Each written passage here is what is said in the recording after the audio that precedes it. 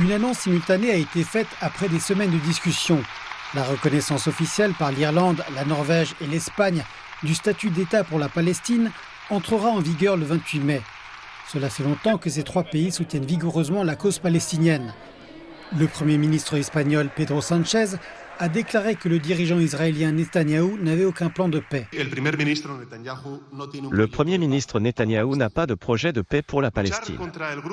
Combattre le groupe terroriste est légitime et nécessaire après les événements du 7 octobre. Mais Netanyahou crée tant de douleur, tant de destruction et tant de rancœur à Gaza et dans le reste de la Palestine que la viabilité d'une solution à deux États est en grand danger.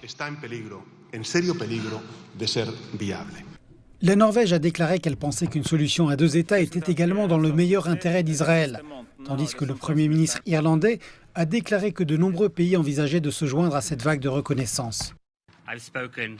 J'ai discuté avec un certain nombre d'autres dirigeants et homologues.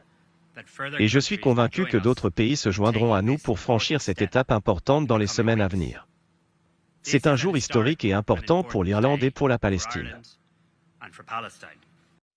L'Espagne, l'Irlande et la Norvège rejoignent 143 des 193 États membres de l'ONU en reconnaissant l'État de Palestine.